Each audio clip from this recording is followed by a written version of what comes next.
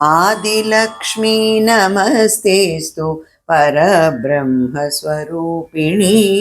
यशो देहि दया देहि सर्वकामप्रदेहि मे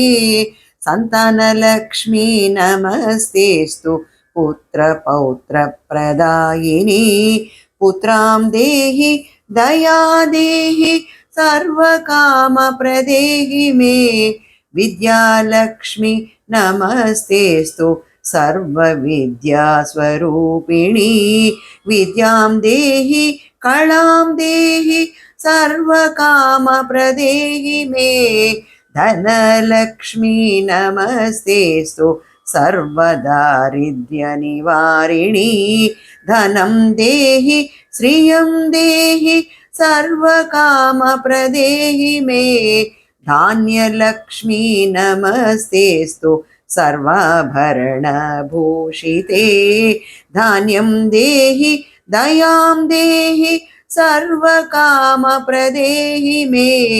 प्रज्ञालक्ष्मी नमस्तेस्तु कलिकल्मषनाशिनी प्रज्ञां देहि श्रियं देहि सर्वकामप्रदेहि मे गजलक्ष्मी नमस्तेस्तु सर्वदेवस्वरूपिणी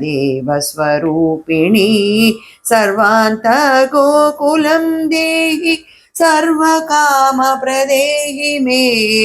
वीरलक्ष्मी नमस्तेस्तु पराशक्तिस्वरूपिणी वीरं देहि बलं देहि सर्वकामप्रदेहि मे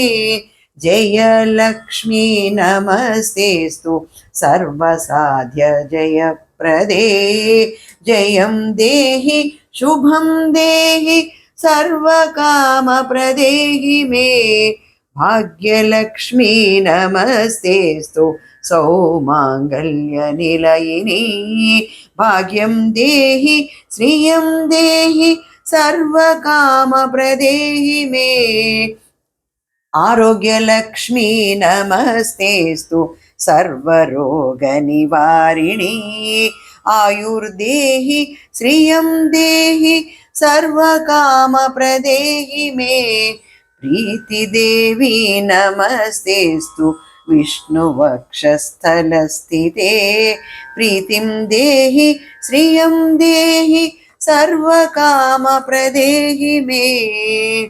सिद्धलक्ष्मी नमस्तेस्तु सर्वसिद्धिप्रदायिनी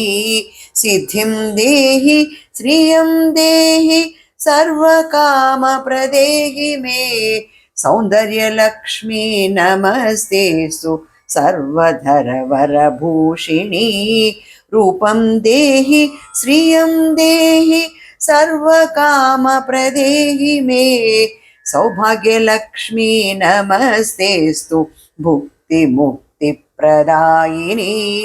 मोक्षं देहि श्रियं देहि सर्वकामप्रदेहि मे मोक्षं देहि श्रियं देहि सर्वकामप्रदेहि मे सर्वमङ्गलमाङ्गल्ये शिवे सर्वार्थसाधिके शरण्ये त्र्यम्बके देवी